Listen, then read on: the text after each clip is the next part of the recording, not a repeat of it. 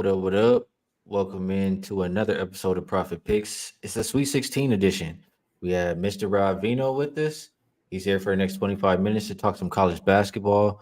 And you guys know we always start the show by being transparent. Yesterday, 5-1, but my 5%, my best bet lost. So that's never good. I wish one of the other ones would have been the top play, but I'm seeing the board clear. Veno, and I went 3-0 in college, by the way, yesterday. Veno, I know you had at least one winner. Your best bet. How you doing today? How was yesterday? Yeah, good to be here, Skee. We did two best bets yesterday, as a matter of fact, and they both got there. One with a little bit of help, but one with no help whatsoever. The Alabama, North Carolina first half over that I left the show with yesterday. That got there rather easily, over 82.5, got to 100. Needed a little help on the Boston Celtics team total over 121, but we got the overtime and got to 122. So we're going to take it because you lose a few that way as well. Those two best bets came through, had an additional win on the UNC. I played that game both ways, first half and full game. So it went over as well in the end. So those were the two winners. I think I got the loss was the Uconn San Diego State game over 136, and Uconn intentionally stopped scoring at the end of that game. Danny Hurley even took a kid out and put him on the bench for making a three. So he kept us short on that one. But it was a good day overall. We made money, and it's been a pretty good 3-day run here over the course of the last three. Love to hear that.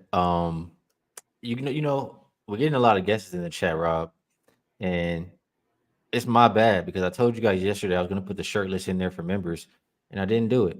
I had a couple of appointments, whatever, and I just forgot. So my bad for that. But I did see one person get it correct, and here it is, James Bond. He says, "What's up, Skee? I sent the Discord yesterday. Don't know if you've seen this. The guy you won last week. I think I saw the Discord, but the name is not James Bond, so I wasn't sure. So just verify for me." And it looks like he wins again because that's sky blue, correct, Veno? That is sky blue. He's absolutely right. So James Bond is locked in, and this time it'll be 50. So 50 in addition to that first 25. And what I'll say, since I forgot to put the shirt list for next week, next Thursday when we see Rob Veno, before next Thursday, I'm going to put the shirt list up for members, and I'll add it again. Another 25, and it will go to a member. So appreciate you, James Bond, for always being locked in, and I'll look out for your message later today. All right, Veno. Well, before we get to it, I do have to mention this. Appreciate you, David, for the $5 dono. He says, "Here's $5. I'm up $100. Thanks. I'm glad to see you winning money, and I appreciate the $5 dono." All right, let's get to it, Veno. Four games. We'll start with Gonzaga and Purdue. I see Purdue open 4.5. Now looks like it's 5, even though I saw 5.5 earlier. Total, not really budging, 154.5. I think I just have to be honest here, Rob. Well, I just don't like Purdue. I don't like them. I just don't like them. I don't like Zach Edey. I just think if he plays the right group of guys, they'll bother him just like that Ohio State game. But we haven't seen that right group of guys, and I'm not sure that Gonzaga is. So one thing I do know about Gonzaga, they can sometimes take a little bit to start, get going. I mean, if you like Purdue, I would say my initial thought from watching would be take them early, like first half. And if you like Gonzaga, I wouldn't even be mad if you wait till second half. How do you feel about the game? And do you agree with that thought about how that both these teams play? Yeah, where Edey is concerned, Skee, I think I know where you're going with that, because I think what you're alluding to is that teams that can drop guys down and slap at the ball with Edey, much the way I think you described it, the way I interpret it the best is the way that Toronto and Nick Nurse used to play Joel Embiid. Just pestered the big guy when the ball is in his hands. Gonzaga is not built that way, to your point. They have a lot of bigs, and they could probably take, if they wanted to just go out and foul this guy and make his life uncomfortable, they've got about 4 bigs that they could send out there and have 20 fouls to work with. Graham Ike, for those who followed Mountain West basketball the last couple of years, was the big center for Wyoming. He's now part of Gonzaga. He's a physical guy. So they're not as tall, but they do have guys that can go down there and, like I say, take some fouls. But it's not the type of defense you're describing, which is more disruptive and more aggravating when you can drop smaller guys with quick hands down against a big guy like this. Purdue's receiving a little bit of affection here in the number. I just before we came on, I thought I saw it get bumped again to, there's some definitely a universal 5 out there, but there's a couple places attaching a little bit of juice to that 5. I'm not so, Gonzaga's been really impressive first 2 games, right? McNeese State was a popular bandwagon underdog. Gonzaga annihilated them. Kansas, despite the fact that they didn't have McCullough, attracted a lot of money. I mean, a lot of respected bettors thought Kansas was going to win that game straight up, and they got destroyed as well. So maybe this underrated Gonzaga team is the one that comes through here. But I'm with you. I don't think it's the particularly best matchup for me to go out on a limb and say this is where the road ends for Purdue. Purdue's got a host of shooters out there that shoot the 3-pointer that probably don't get bothered by Gonzaga out on the perimeter. I think the one thing that'll happen here, and we see this total fluctuate, Skee, it keeps hitting 155 and then bouncing back to 154.5. So there's probably a couple of battling syndicates here that don't see this game the same way. But Gonzaga's going to play with pace. And I guess if you want to tire out Edey, maybe running the floor 94 feet is a good way to do it and make him go up and down with you. So if I had to lean in this game, I would probably lean to some form of under. At first glance, over, not under. At first glance, Gonzaga's team total is only 74.5, which to me seems a little bit light. Purdue's not the greatest defensive team in the world. And if there's going to be a lot of opportunity because of pace, then I would think that Gonzaga would have their share. They're also a really good efficiency team, number 7 in the country in offensive efficiency. So pace, effective field goal percentage is top 10 in the country. My look here, probably my best advice would be try Gonzaga team total over 74.5. I think they'll probably get to 75, win or lose. I think they'll get to that mark. All right. I can't talk you out of, winning points in this game. So I think that could be a good way to play it. Let's keep going down the list. There are games I like a little bit more than this one. Creighton and Tennessee. This one I'm interested to talk about. It opened Tennessee -2. They're now 3.5-point favorites, and total is up to 145.5. And by the way, in the comments, maybe I misspoke. Shirt list, not shirtless. Shirt list. That's a different show. Yeah. So I'll be honest, Rob. I haven't, for some reason, I feel like out of all these teams, I might have watched Creighton the least. So it makes me nervous to go out here and play this one. Tennessee, my thoughts on them are one of those kind of defenses that can attack you, but they're iffy on offense. And I'm just curious if you think Creighton's offense can, outmatch Tennessee's defense in this game. Oh, I think that Creighton's offense could probably outmatch any defense in the country when they're right. At home in Omaha this year, they're one team that actually destroyed Uconn. Uconn destroyed them back in stores, but still, Creighton's got a lot of good offensive capability, starting with the 7'1" center, right? Kalkbrenner is a load, tough to handle. I shouldn't say load because he's not necessarily a big guy at 7'1". He's pretty thin, but in terms of how he plays, his agility and ability to score, makes him very, very tough to handle. And for that reason, Creighton can play inside out. This game, Skee, when you go up and down on paper, the starting 5 and match these guys up, they're extremely similar. For Tennessee, as almost everybody knows, I'm not saying anything new, Dalton Connect, small forward, is their guy. But on the other side, Baylor Shireman is kind of a clone of Dalton Connect. So you got two guys that'll be a very good matchup here. I will say this. My initial thought on this game was, and I saw it a little bit last night as well, when you get to this stage, I like teams that can pressure the ball and make the point guard's life a little uncomfortable. And we saw it in the Uconn game last night. Uconn went on a big first half run because they just pressured everything out on the perimeter, outside the arc.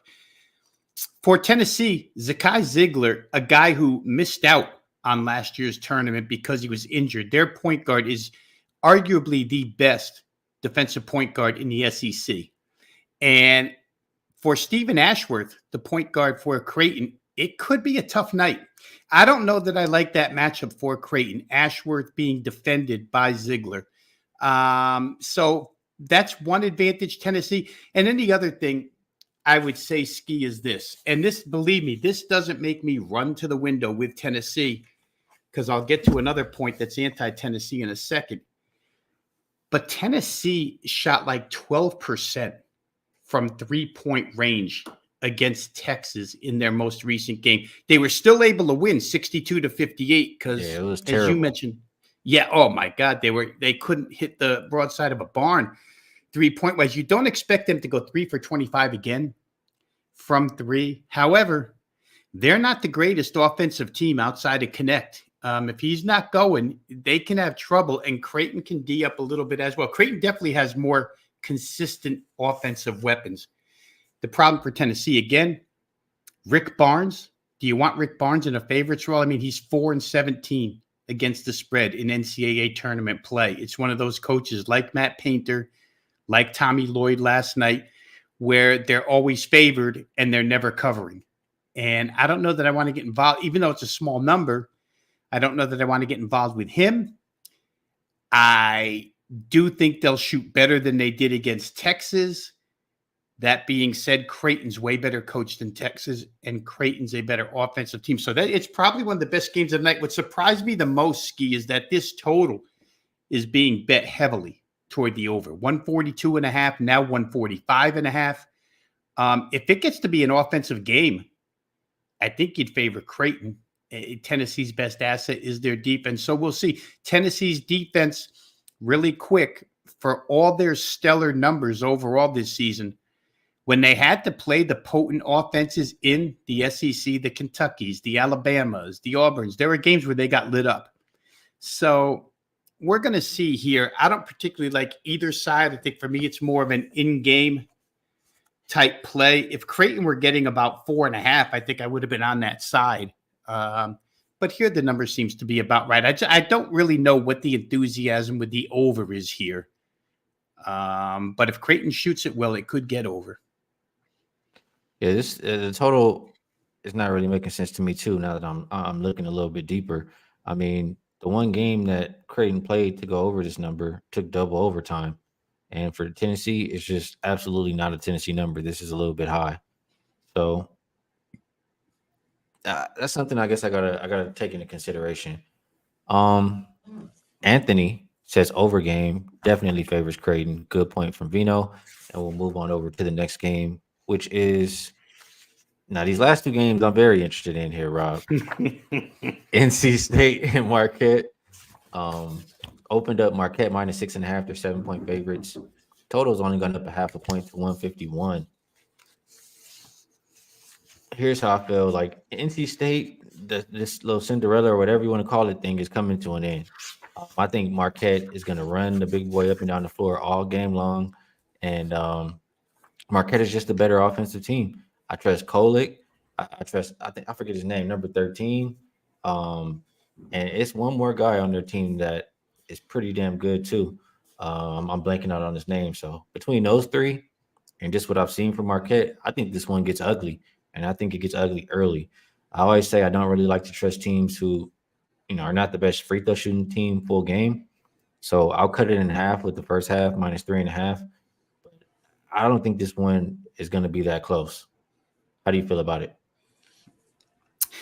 Well, I played it, Skee. I played it over the 151. Game really hasn't moved. ever since its inception. A couple of things real quick. Guys that you're referring to, Cam Jones has to be one of the guys you're talking about, along with Kolick.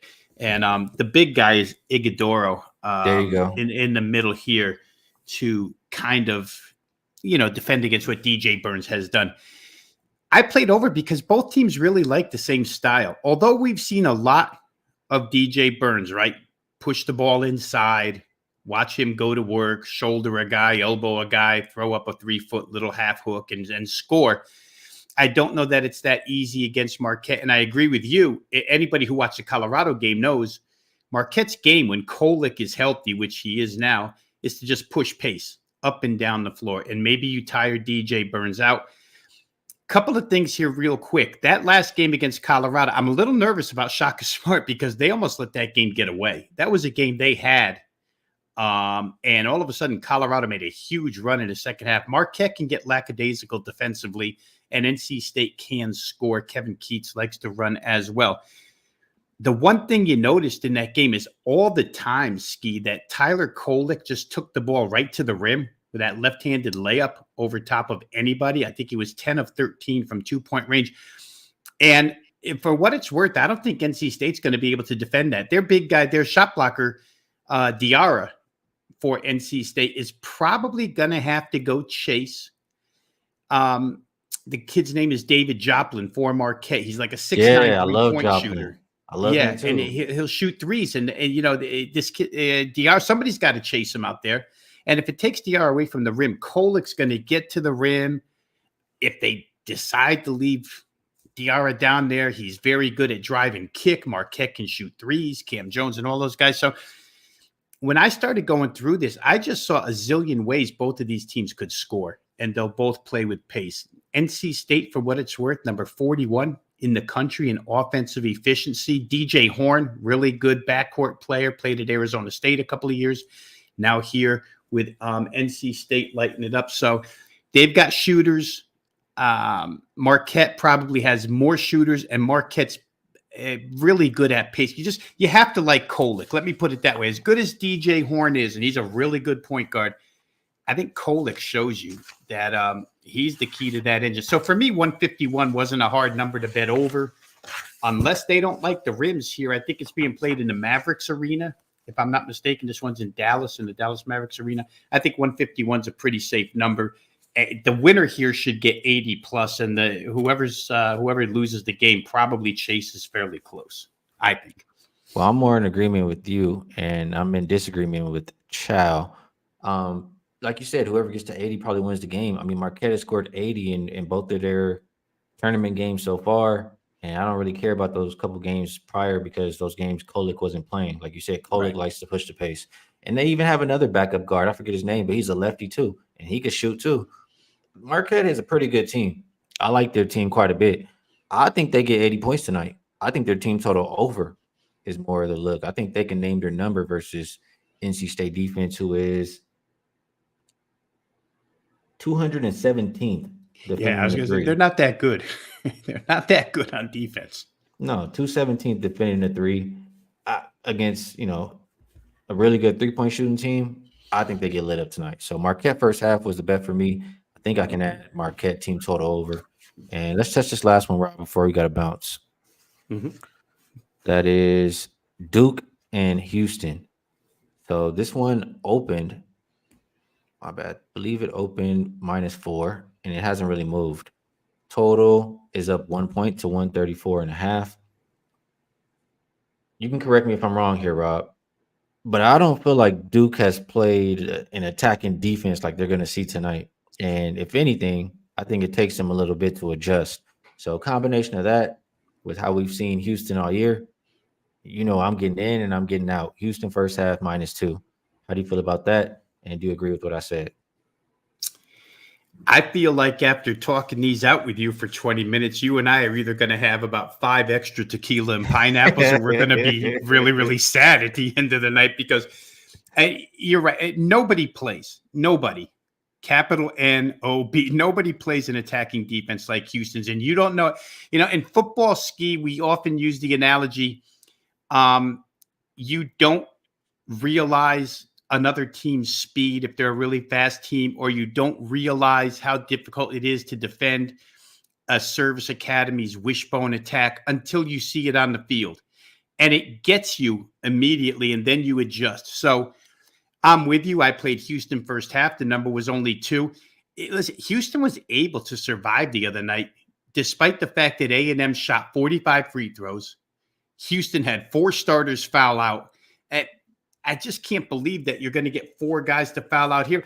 And I have to tell you, I don't know that Duke in any way, shape, or form. I respect their guards. Listen, McCain can shoot it. Roach can shoot it.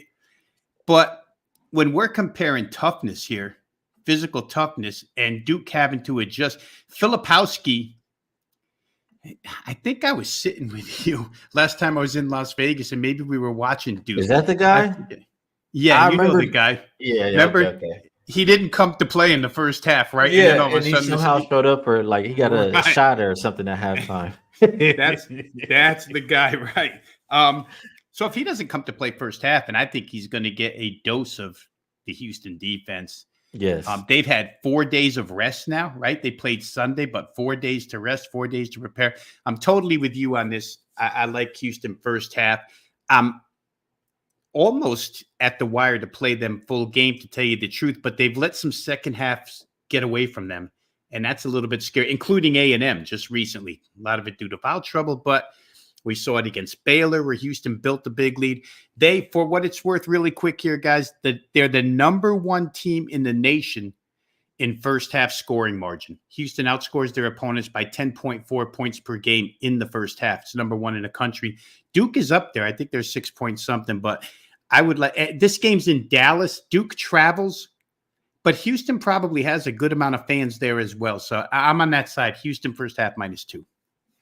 Love to hear it. And you guys should already woke up and knew I was taking this bet today.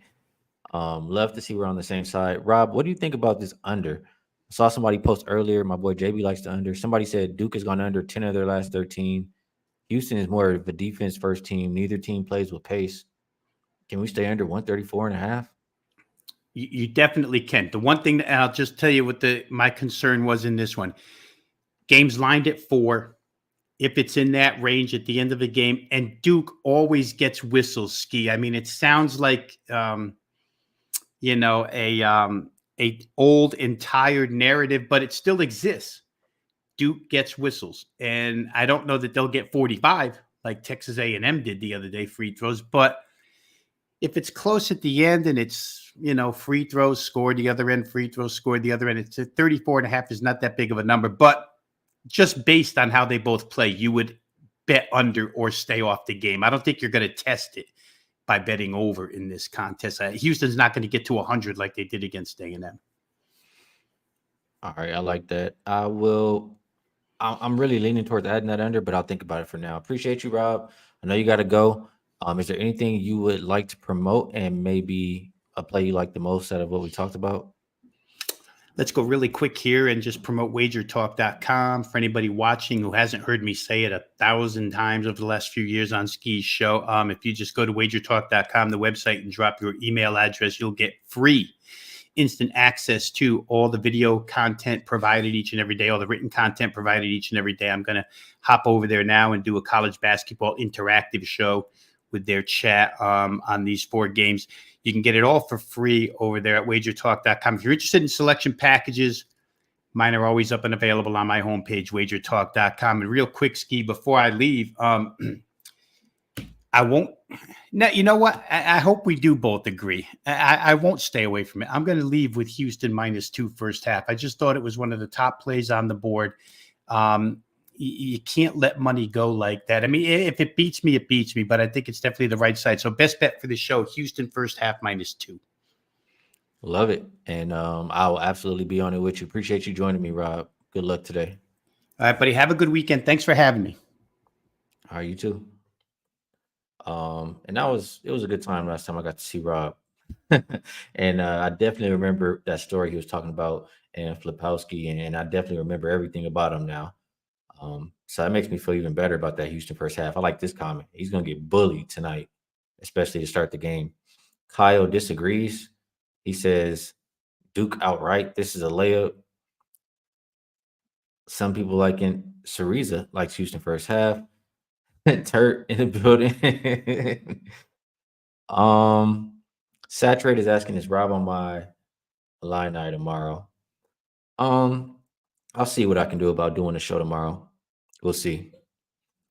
But I'm on Illinois. I, I'll let you know right now, or we'll talk about it. I'll talk about it with 5 star. He should be on very shortly. Um, in the meantime, I didn't plan on doing any NBA. I really didn't. But there's one guy, I don't know if he's still in here, pretentious prodigy. He asked about it, and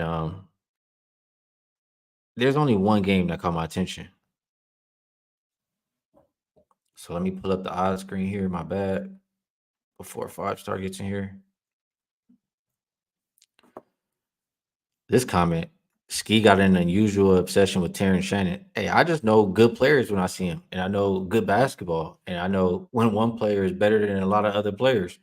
That's all I know. I don't have no obsession with anybody. I like money. I got obsession with money, and I know who's gonna get me the money. I know that. Um, so for NBA, the one play I was interested in off the bat was Dallas and Sacramento, either the total or the side.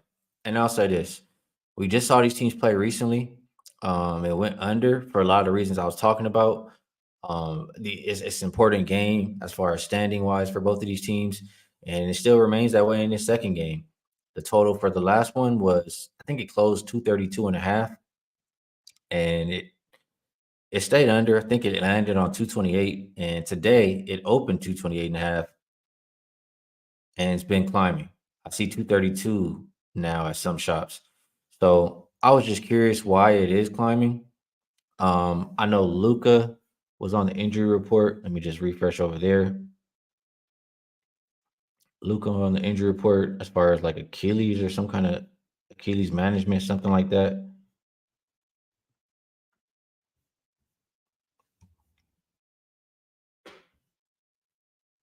Yeah, Luca game time decision here. Still not probable or doubtful or anything like that. So if he's out, I mean, obviously that would hurt them offensively. I think the pace barely goes down when he's out, but maybe the total is going up just because he's in. Regardless, um, if you've been around, if under these teams just played, and total was lower, means that they were expecting a lower scoring game. And that's how I would see it. Both of these teams have been good lately. I'll pull up the numbers. I believe last 5 games are number 2 and number 3 defensive rated teams. Here we go. Second Dallas. My bad, you guys. Bear with me for a second. There we go. So yeah, number 2 and number 3, just like I thought. And the pace is not as bad as I thought. Number 9 for Dallas, but the Kings bottom 10 in pace last 5 games. So that absolutely helps us out and maybe gets me there with the under again. This was the one that stood out to me off the bat. So I'm curious if you guys agree. And yeah, I'm curious if you guys agree. And that's what I'm closest to getting to the window with. Let me just take a look at the chat real quick, see what you say. Derek says Luca was at shoot around. Munaf says Mavs better defensively without Luca. There you go. You got that too. Mario says Mavs set their starters in the fourth quarter. Yeah, because they were up by 20 something points. What is that about? I mean, what does that mean that they set their starters? Joey says I got an obsession with Terrence Shannon. That dog has made me a lot of money this year. That guy is good. That's what I want. He's making us all money, so I don't know why anybody has a problem with it. Kyle, okay, he's talking about college basketball in the chat. There goes Delbert Royce, and he said maybe I should change my name so Skee could say it. I saw that comment. He likes the Mavs.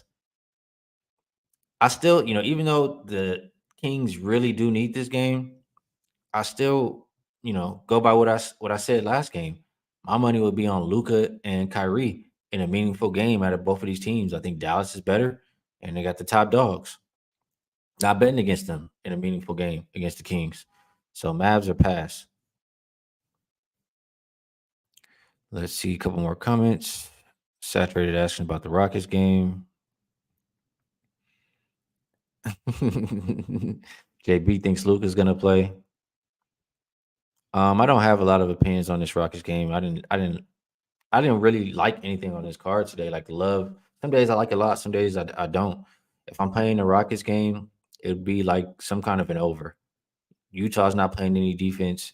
Houston's been balling lately. I would bet an over. I would bet um, Jalen Green points over. Those are the two things that stand out to me as far as that game is concerned. And that was the wrong comment I put on the screen, but somebody did ask me about the Rockets. I think it was saturated. There we go. So that's my opinion on that, and we'll see. Maybe I'll do some kind of NBA something later, but no promises. No promises today. Kyle says jump on Orlando Ski. Let's get this W as a squad. Orlando versus the Clippers. If I'm playing that game, I would be on the Orlando side. I agree with you. I'm just not interested in how the Clippers look right now. Um, yeah, nothing about the Clippers makes me want to bet them. I'll say that. And First Class Agency agrees with you. All right, we got our guy in here.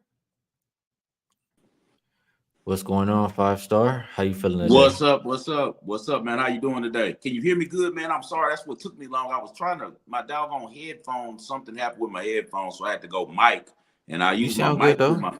Okay, you can sound. I sound good. Okay, cool, Yeah, everything's all good. I can hear you perfectly fine. awesome. Um, we've been talking college basketball for what, 2 weeks now? That's how long tournament's been going on. It seems like, and you gave out a Couple lot of weeks. futures. Yeah. And there was a nice one. I got to pull this comment back up because you got to see this too. Okay. Um, but there were some real nice ones, and one of them just cashed last night. Oh, that's not the comment I'm looking for. I'll tell you what he said while I'm looking for. He said he has an unusual obsession with Terrence. There it is. He has an unusual obsession with Terrence Shannon. Hey man, I said he's gonna lead We us to the like to promised win. land. Yeah, and We you like to cashed the win. plus 700, right? I got the Illinois Orange on right now, baby. They looked out for us last night, Skee. Illinois was money in the bank last night. The Supreme Clientele did really well on that plus 105, and we also hit Terrence Shannon. He would have had the 21 and a half the first half if he hadn't gotten foul trouble. Yeah, he was doing whatever he wanted to do. So cashed it yesterday at a plus price. You can bet Terrence Shannon Jr. props for his points every game if you want. But to win the East, I mean, I don't never really bet futures. So is that they got to win this game or did it cash last game? No, they got to beat UConn, but they can beat UConn. We'll talk about that a little bit later. I'm not going to give an official play because that's for the Supreme Clientele, but they have action at them, and I'm in a good spot with them at plus 700. Then in the South, I got if NC State could pull it off, I got NC State at plus 1,300 along with Houston at plus 130. And I like the Cougs, of course. So we're looking good in the South. We're looking good in the Midwest. We got Creighton at plus 400. I think everybody's stuff. What up, my guy? I think everybody stuff blew up with the out in the West, bro. Nobody saw that happen. That's right, Monroe, Louisiana, man. What up, man? What's up, Rose City? Stand up, man. Rose City, stand up, man. Hey, man, Monroe made me. And Houston paid me. I always say that, man. I got love for both. I'm a Monroe boy that came to Houston with my dad and made it big, man. And now I'm out in Vegas, man. So I appreciate the love, man. It's love everywhere. And I tell you right now, you don't got to give it. I'll give it right now. My money would Okay. be on plus 325 tomorrow. I'm going with the Okay. big dog on the court. But Okay. You go with Shannon. You already put it out there. yeah, ain't nothing nobody can say. I'm Man, riding with.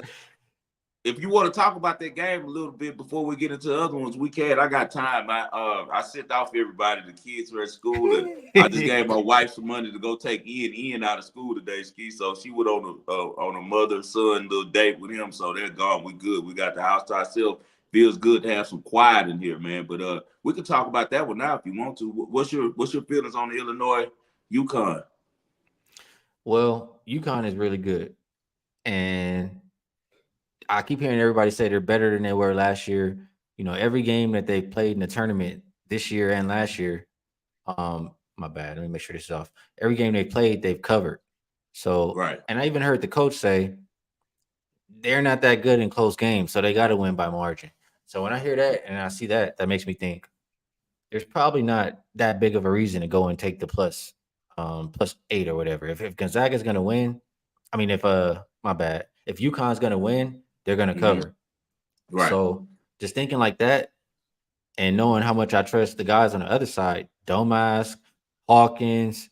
Hawkins was balling. Oh, He was making all kind of bro, good how long decisions I've been for us. talking about Hawkins? I told you Hawkins is the new age stretch four. He's going to be a factor in the NBA. Hawkins might mess around and have a better NBA career than Shannon. I'm telling you, man, He Hawkins is a could. real baller, bro. He is. I saw it. I was like, Yeah, damn, he was balling. And then we got the big dog in Shannon. So for my yeah. money, I'm not betting against them guys. I think they got a chance to win. +325. Um, I'll look up the implied probability, but I think we have a higher chance than that. That's what I'm saying. So I'm willing to Well, ride this on the money line. I'm riding with you on both. I'll probably bet like 5 units on the money line, and then if I do that, I have to put about 7.5 units on the spread. So we can make a profit regardless. Even if it comes down close. But look, bro, UConn, we know they're unathletic at a couple positions. One of them is at the center position with Klingon. You saw last night, I've been under on his points. He only scored, I think, 6 points or something like that. He's not a back to the basket player. He's really just a roller and a defender, man. And I think that Illinois has the type of players that know how to attack in the right way where they can get him in foul trouble. So he's going to be gone. Then you're dealing with guys on the wing that they have that aren't that fast. Alex Carabon and what's the other guy named Cam Spencer. Both those guys are slow of foot, man. They shooters. That's most of what they do. They shoot. How UConn likes to run their defense. They like to funnel people to Clingan so he can protect the rim. It's not going to work with Illinois, man. They're too crafty. You got Hawkins is going to stretch and bring Clingan outside where he got to come outside the paint. Or if not, he's going to wet him with threes. And Shannon Jr. knows how to use his body to get fouled. He loves getting contact. He knows how to. He's been doing that since a kid, man. Since at Texas Tech, he knows how to draw fouls.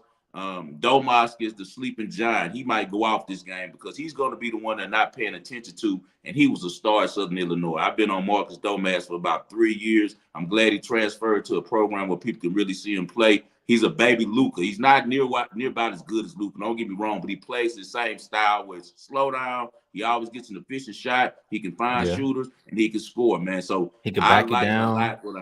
Yeah, back down game. It's cold though. It's so refined. It's so refined, bro. So I really like that team. And then we're forgetting about the transfer from Oregon. It's over there.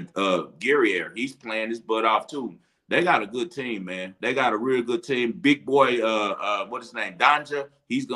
They're gonna use him early to try to get Clingan in foul trouble. I know they're gonna pound him early. That's the same thing they did with Iowa State last night. They got their center in foul trouble, man. They changed everything early. I just like, how Brad Underwood coaches. I'm with you, man. I think Illinois, in my bracket, I had them to win the championship. It hurt my heart. I think they could beat Houston in the championship. That's why I said we'll probably win the championships. Illinois, we'll see. Yeah, to beat these good defenses, you got to have high powered offense, or you got to have a dude like Terrence Shannon Jr. and you see they just beat up Iowa State, so I think they could beat anybody. There was one comment here that says, maybe I can't find it, but pretty much it said that Iowa State couldn't score, and that I'm getting it mixed up, and that UConn can score. Yeah. I hear you on that. But it'll be, I mean, they already faced the toughest defensive test is kind of what I'm thinking about there. So I think they'll be able to score easily versus anybody. That makes me think that could be an over game too. I know you're not a big totals guy all the time, but you think it'll be more high scoring or not? Definitely an over game. You definitely want to play 2 players in that game for your props. See, it's a lot of advantages, man, in college basketball in these props, man. I don't really play NBA props as much. I've been lights out on the college props. It's been, pretty much layups, man. And one of them that you can already book for that game is going to be Terrence Shannon going over his points. They probably raised him off there 21.5. He probably at like 23 now. But another one that you can also book in is Tristan Newton. Anytime it's a big game for UConn, he is that guy, 6'5" point guard. He plays hard. He's tough out of El Paso, Texas, man. He's quietly led that team the last 2 seasons. And last night we had him over 14 and a half. He hit 17 3-pointer right in the fourth quarter to do what we needed to do, man. So, yeah, definitely the Illinois and the over correlates for sure. But, yeah, man, I definitely think that you want to look at Terrence Shannon over on his points. And you want to look at Tristan Newton because when everything fails and everybody gets nervous, he's going to be the only one balling. Him and what's the other kid named the freshman, Stephen Castle. Those are the only two that's going to be able to match up physically and mentality-wise with Illinois, man. I'm telling you, it's going to come down to the others like it always does. And I like Domask over Cam Spencer. I like it. I like everything Will's saying. And that will be in my pocket for sure. Yeah. I'll say this, and if you don't have an opinion now or you don't want to talk about it, it's all good. But Okay. I like what I've seen from Alabama. And Yeah. I'm leaning more towards Bama winning that game than Clemson. I like Sears. I like I forget his name, but he was killing last game. The white boy with the mustache. Yeah, he's from North Dakota State, and he was so sucky all year. All tournament too. Bro, he sucked ass the whole second half of the year. Grant Nelson is his name. I was so down on him because he's a really good player. I remember him from South Dakota State, man. He didn't play good in the SEC, but go ahead and then I'll give you my rebuttal. No, that's it. I like those two guys. I like their pick and roll game. I feel like when it gets to this time in tournament, you just got to go to stuff like that. And I'll trust that more than what I've seen from Clemson. And also in Alabama games, they're the high-powered offense. They're going to play up tempo. I think Clemson might invite that. So I'm leaning towards Alabama and over right now. What do you think? Man, on this one, you got to be careful. These teams faced off earlier this season, right?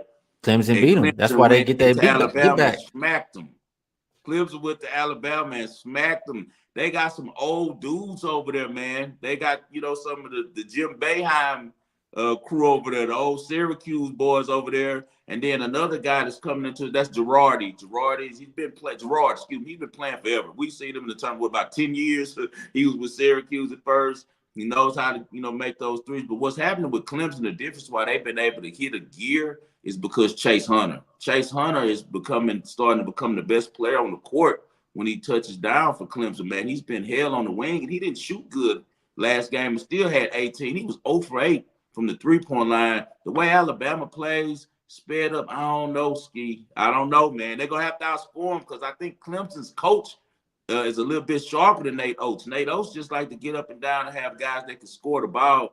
Clemson is going to come in with a plan, and that's the thing that you got to watch for. That's what they did to Arizona last night. They're really getting the same look again that they just got because Arizona and Alabama are the two high-scoring teams in the country. So now you pretty much just playing the same team. And once again, you got a free willing style against a team that's going to execute. The key, I think, for Alabama, they got to find a way to get P.J. Hall in foul trouble. He's the key to everything Clemson does. He's a baller, man, but he does get stupid fouls. He's got the good teams in the ACC have got him in foul trouble early, but Clemson has played a lot of tight games, man. I want to say they played like 10 games that they lost out to 11 that was within 5 points, man. So be careful on that one, Skee. I'm going to do a little bit more research before I jump in with you on that one because, I try to trust my first mind on these things, and I wasn't big on Bama coming into this tournament at all. And what's funny on my show, Spread asked me about Bama because, Spread's going to run his algorithms, and he ran his algorithms because he doesn't watch college basketball. He's like, he was an NBA guy, and he jumps in there during March. So Spread ran his algorithms. He was like, man, Bama's looking good. I'm like, they trash. They're not going to do anything. And they caught fire. And now they're executing. They're running the offense. They look good, but man, they get a chance at revenge, but man, Clemson is underrated. Be careful with Clemson, man. All right, I'll take a little bit of pause and think about that one. And it sounds like you think Clemson will slow down Alabama, or at least slow the game down some. They dropped 52 on them at home in Alabama in the second half. We know Bama don't play defense. Clemson dropped 52 on their head in Alabama, not a neutral site. So be careful on that one, man. They got a lot of confidence going in. Clemson is confident right now, man. And they got one of the best X and O guys over there. He's been over there forever, man. He's always been a good coach. Now he has the team. And like I say, the key is Hunter, man. Hunter is turning into a beast, man. And that's what they were missing. They always had nice forwards and stuff like that. They never had a wing guy who could compete with other teams' wings. I think Clemson is man, Clemson has a chance, man. They beat Alabama the last 3 times they played them. So they got and that same coach has been there. So they have I don't know, man. Be careful on that one. That's all I'm saying. I'm gonna think about it a little longer. Yeah. Yeah, I gotta you give me some pushback, so I can't run to the window. Yeah, you don't get caught up with Alabama looking good because them in North Carolina never want to play defense. You know what I'm saying? They just was running last night. And think about it, if Baycott doesn't miss that dunk, North Carolina probably won that game. He misses the dunk, then has a turnover. He just shit his pants, so he kind of blew the game for them. But North Carolina, honestly, probably should have won that game. So don't get caught up in the hype because they pulled that one out. Good game. I don't think Grant Nelson does that next game what he did last game. All right. Well, we'll see. I got some time to think about PJ that Hall one. gonna be like, I'm the greatest white boy. Get away from here. Yeah. I got strong opinions about these games, or at least 2 of these next 3 games. And one of them, the one I feel like you might like that one the most, is the one I need help with. So I'm gonna go to that one first. That's Creighton in Tennessee.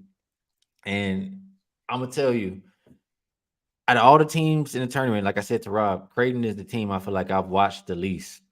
So when I've seen Tennessee play, and from watching them, I know their defense is like an attacking defense. That's how they win games. The offense, kind of untrustworthy unless Connect got it going. Is Creighton's offense good enough to, outweigh that good Tennessee defense? Because I was leaning towards Tennessee first half. I wouldn't like them full game. I just don't trust them to close, and they're not good free throw shooting team. But I was thinking I could get in and out first half. Is Creighton's offense good enough to beat the defense? It definitely is. Creighton has one of the best offenses in the country, man. I know the Vols are good on defense. Like I said, they're ranked 3rd in a field goal percentage, but Creighton is 18th ranked. They shoot 49% from the field, Skee. But most important, the troubling stat for Tennessee is this. They're 240th ranked in 3-point shots given up. They're giving up a lot of threes, man. And Creighton, that's right into the wheelhouse of what they want to do, man, because they're 6th in the country they're making almost 11 threes per game.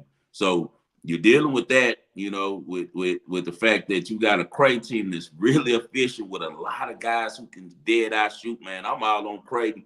Creighton is also really good shooting free throws. They're shooting at 79%. Tennessee, not as much. As you said, everything goes through Connect. I'm not going to trust that. We've seen that formula fail so far in the NCAAs. You got to have some people around you. Caleb Love just went out. RJ Davis just went out the same way, where they're the only guys on the outside. The reason we like Illinois so much is because they have great complementary wing pieces to go around Shannon. He's not the only guy. As you saw last night when he sat, they were able to still kind of hold serve until he got back in the game, man. I'm on Creighton all day long. I really like this team. I got them at plus 400 to win the Midwest. And I think that they run through Tennessee. I think that it's a close game, but Creighton has been really good at close games. We saw last week, you saw them against Oregon. That was one time you saw them. And you know that those boys are connected. They know how to play together really well. They share the ball. And the main thing that's good about Creighton is this, Skee.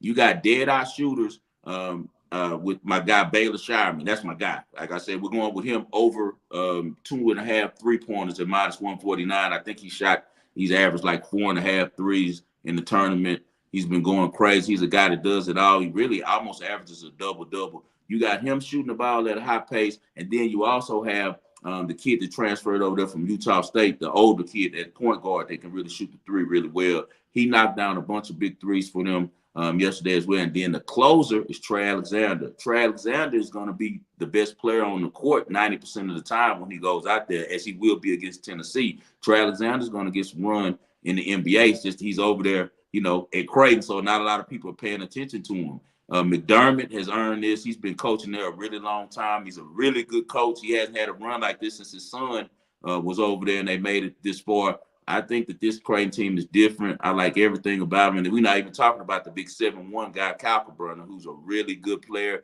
He plays defense. He protects the rim for them, but he also can step out, shoot the three. He can pass.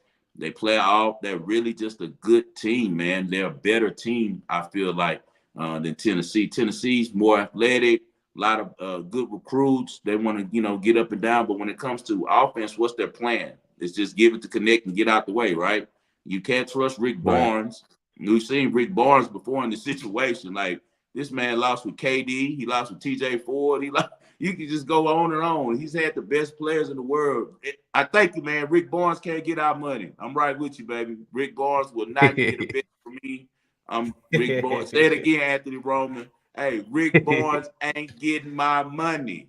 Just like that. I agree with you, bro. We're riding with Creighton money line. I'm on Creighton money line on this. So I think that plus 160. So yeah, we're gonna do that, man. We're going with Creighton. I like everything about Creighton. And I also gave you out two Skee. I don't know if you put it on the screen. I'll tell it to him. If not, Trey Alexander over 1.5 3-pointers. It's at minus 150. And then we're going with Trey Alexander over 17.5. He's averaged 20 points in the tournament. He can get his anytime he wants. You have to pay attention to the big guy. And that makes a lot of room for this kid. He's slick, man. He can get to the free throw line area and score. He doesn't miss anything within 15 feet. And like I said, the glue that holds it all together is Baylor Shireman. Really, if you saw this dude walk up to you, you would think he like work at Starbucks or something. He does not look like a hooper. Left-handed guy that has game. When I say he got game, Skee, he got game. Like, he no-look passes, left-hand three-pointers from the logo. He can play, man. So we with Creighton, man. Rick Barnes won't get our money. All right. That's back to back. I asked the same question of Veno too, and y'all both say with y'all chest, Creighton got the offense, Creighton gonna get it done. So I'm gonna stay out the way on that one. I'm not betting Tennessee. You not betting Tennessee. But you saw him against Oregon. That's why I'm glad that you saw him since you haven't really seen him. Oregon I did pushed them that double to overtime game. Bro, Oregon pushed them like never before. And the way that they survived that game is going to build a lot of confidence for this game because they kept their head the whole game, Skee. Oregon kept trying to finish them. They kept hitting back. Every time you think they're down big three-pointer from them. They always play really good, bro, in tight situations. So I think that they're prepared to move forward. And they're the only team, Skee, that beat the hell out of Uconn. They beat Uconn really bad early this year in late February, So I think Creighton's a really good team.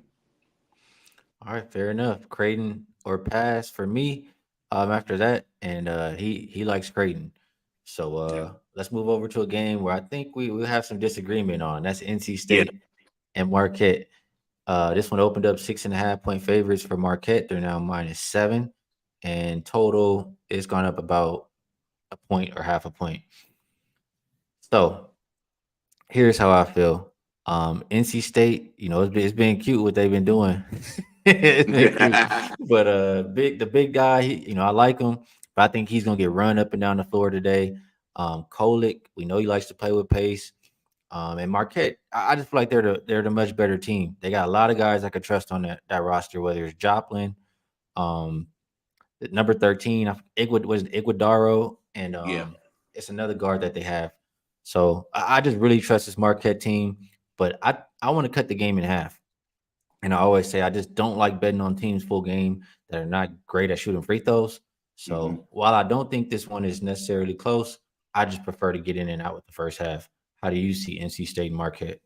I see it completely opposite. I don't get me wrong. I do think that Marquette is a really good team, but I don't think they're superior to them. I think what happened is that you go through stages of the season, and it just happened that NC State is sitting all on the right cylinders at the right time. But if you go man to man on the rosters and match these teams up, it's no difference in roster talent or starting five talent. You know how much I love Shaka Smart. I'm a big Marquette fan. I love their squad. Big fan of Kolick, big fan of Cam Jones, especially. That's my guy. I got love for him. He's a really slick dude that knows how to play. They play ball, but the thing is, are they going to be ready to get grimy with NC State? That's the thing. NC State is going to get grimy, bro. I don't know if you know that or not, but they really play really good wing defense. They probably got the best wing defender in the league in Casey Marcel. You're going to hear more about him when he gets to the other level in the NBA because how well he plays. I heard somebody say Shaka Smart's a good coach, but go look up Kevin Keats, too, from North Carolina State. He's not bad either. He's one of the best, too. NC State is really a good team, man. It's not look what they did during the ACC tournament. They got a lot of dudes that can go. Mike O'Connell is the common force. He's the point guard. He's not looking to make any plays. He's just looking to play D. He's going to harass Tyler Kolek and try to get up under his skin. He's a big kid. That's the same size. Kolek has a size advantage on a lot of the points he plays. Not against O'Connell. O'Connell's going to be able to body up with him when he tries to go to the post and things like that. He's prepared for that. He's the same type of player without the skill set, but as far as in the smarts, the size.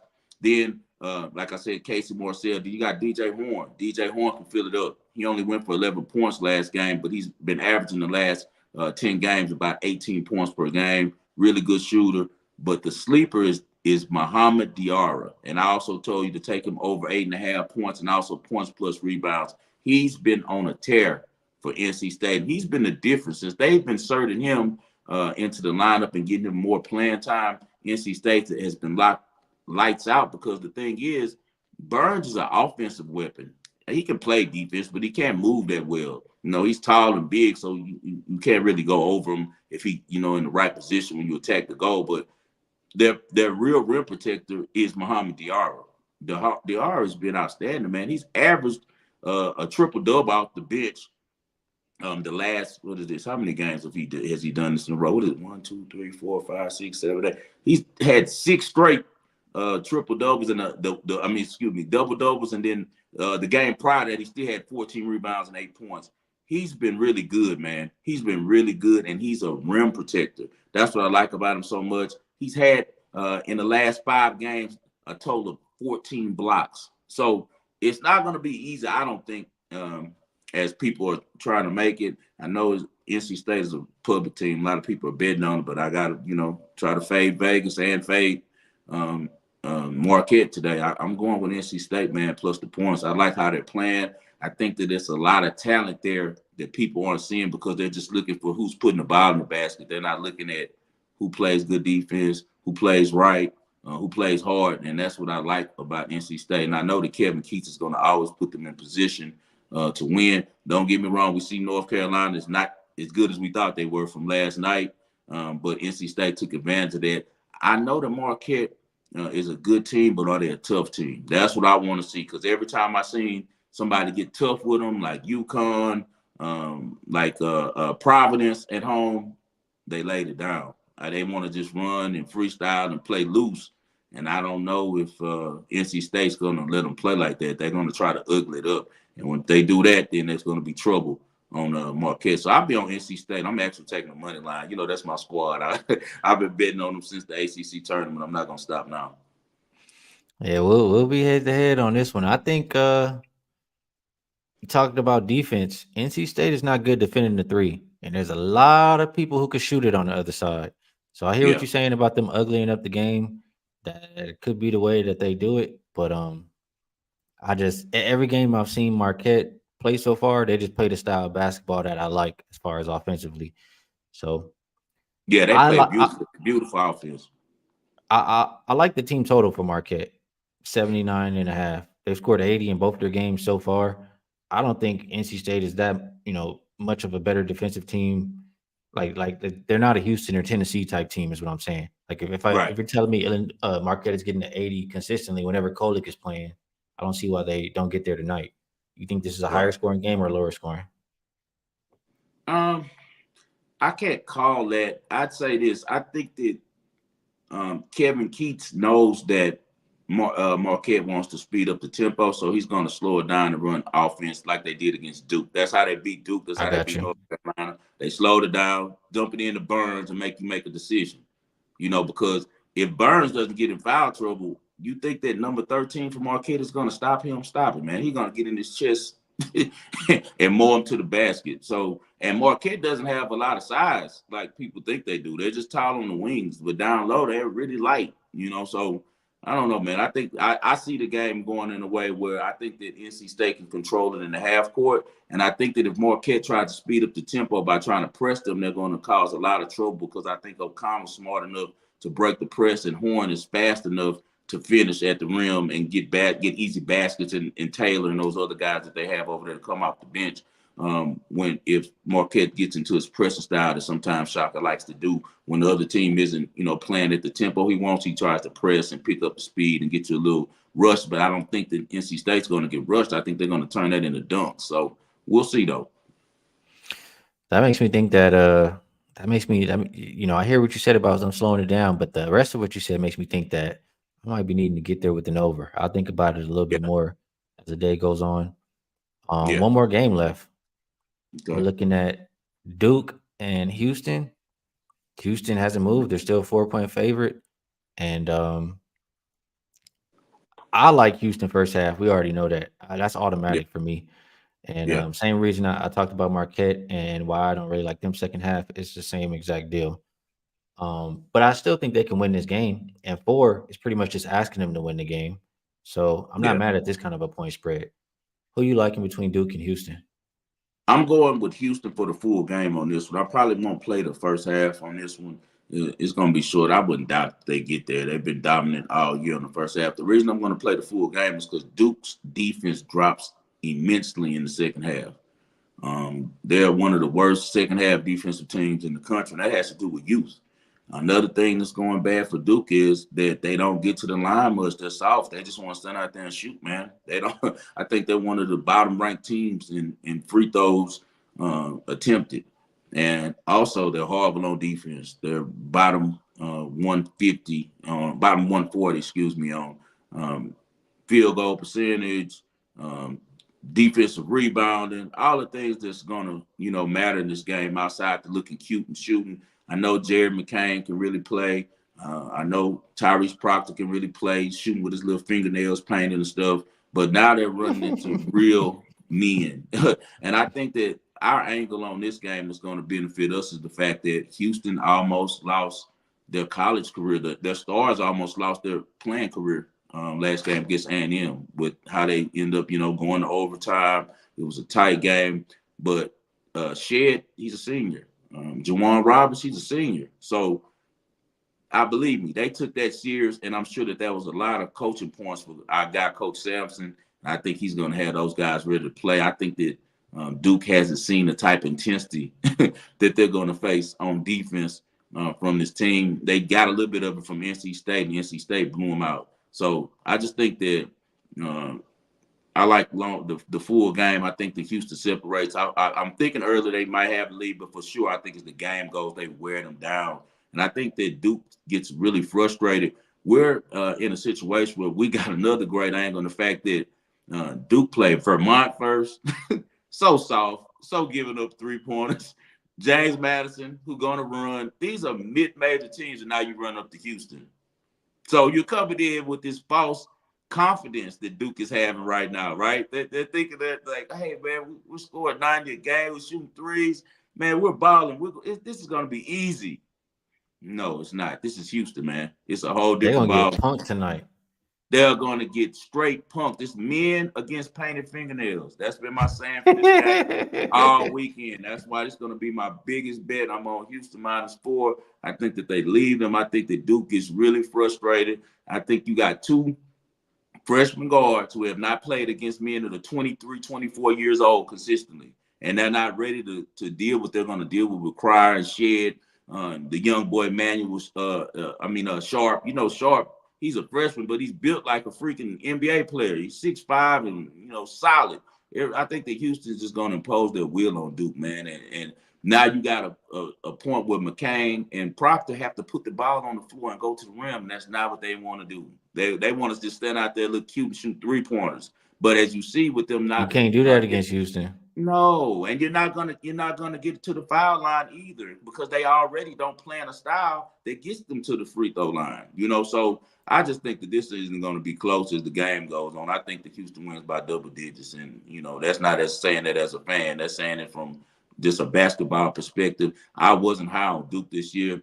They played Vermont and James Madison, man. Like, stop it. They played Vermont and James Madison. Let's say that again. That's who they played before they got here. Who is Houston played? Houston had A&M, man. That was a good test for them. They're going to be ready for this game, and they're just 2 grown men against skinny pants. That's what we got going on this one. I love it. Yeah.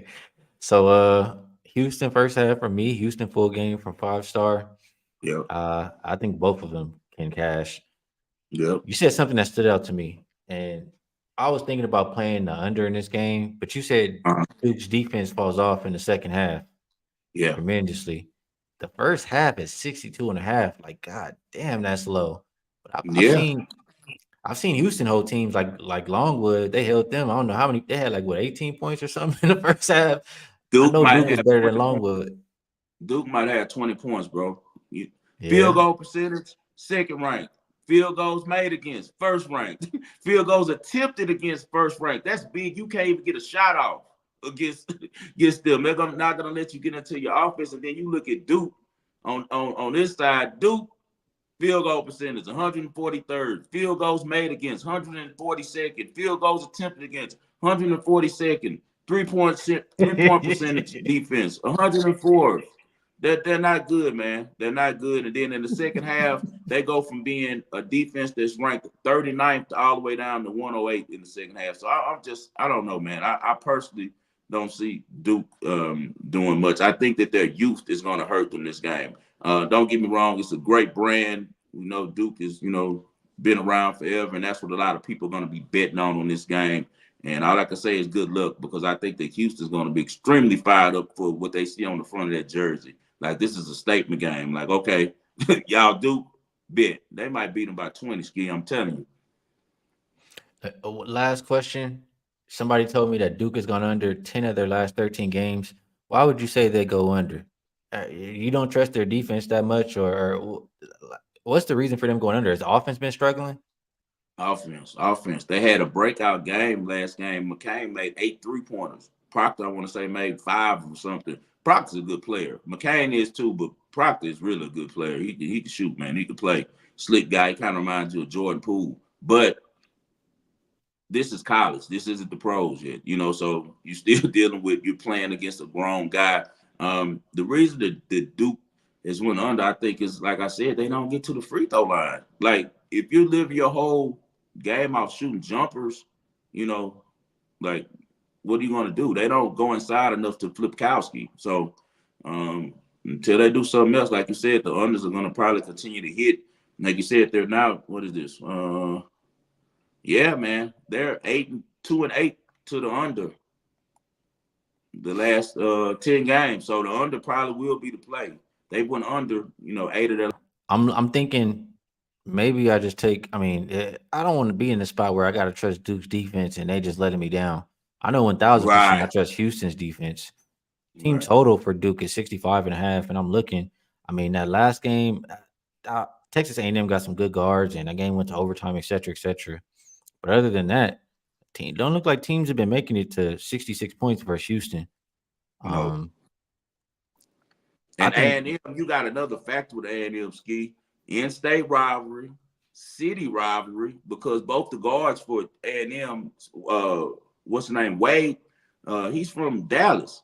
You from LA. How it is when you go to a yeah, tournament that's LA against Oakland. You know what I'm yeah. saying? It's a different type of turn up. That's how it is. Like, they like all these Houston boys thinking they all this. They came and brought their best in hoop. I think the Duke comes in this game a little overconfident. I think the motivation factors with Houston, whereas in Houston's like, oh, they, even though we're number one, they still don't think we nothing, and that's going to make them also, with a better team, be able to put down, what they like to do. I don't see Duke being able to stop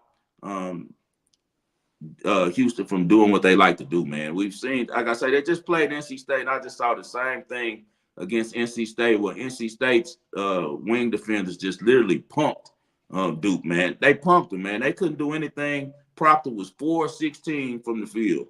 McCain was 2-6 from the field.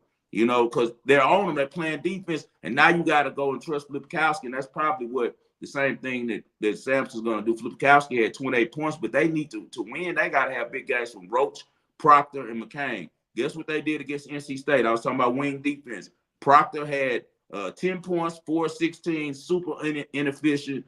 Roach had 5 points on 6 shots. McCain had 8 points on 6 shots. So I think that we're going to see something similar to that tonight, because NC State plays really good wing defense, but Houston plays it to another level. I like it. I like it. I like it. I like it. And might be adding on some extra bets to this game. Al, he says, "Man, who is this dude? I never seen him. No name on the screen. Who is this man preaching?" I'm gonna put it up there. There you go. It's at 5 Star in Vegas. Make sure you go and give him a Shout out, follow. we gotta always give a good sports sermon. A lot of people in the chat loving what they've been hearing, and a lot of good information helping me make some decision on these games too. So always good breaking these down with you. Look, here they Always, go, bro. here they go. Tennis, man. It ain't no Oh pressure. man, It y'all ain't no caught me at the pressure to give wrong no time. tennis. It ain't no Yeah, pressure to give look, the no tennis tennis. that I played is already playing. Unfortunately, guys, it's down to this is just on quick tennis game on the tennis. By the time we come on Fridays, we gotta have these tennis. We gotta have those tennis. Who is that? He a tennis better. It's his main thing. He knows me well, Skee.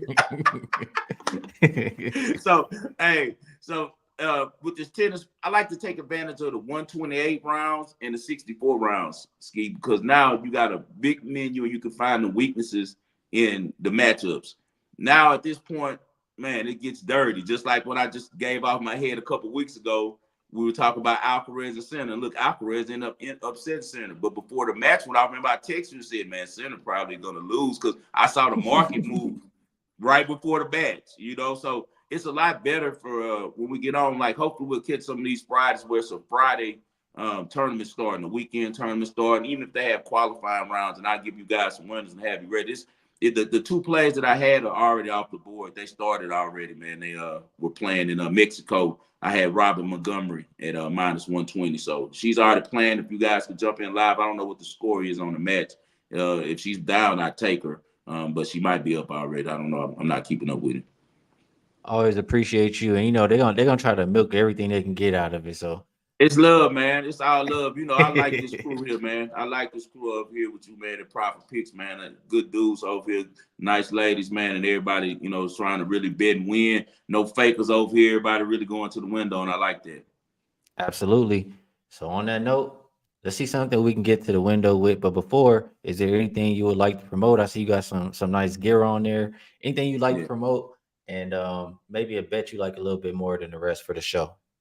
Hey, man, as always, I just put up a new episode. You checked it out yesterday. I know I haven't been consistent with it, man. I've been enjoying my time out because during football season, as Skee knows, I do ESPN 97.5. I have a radio show. So that's why you guys say you haven't seen me, because I don't really do as much video. That's what got me in the game, was doing YouTube. But after, I established and got a deal with ESPN in Houston, doing a sports talk show, a sports betting show there every Friday, I was like, man, what's the need? I'm doing all my marketing from here. Got all my sponsorship deals from the radio station. So I haven't been on YouTube much, but now I'm back.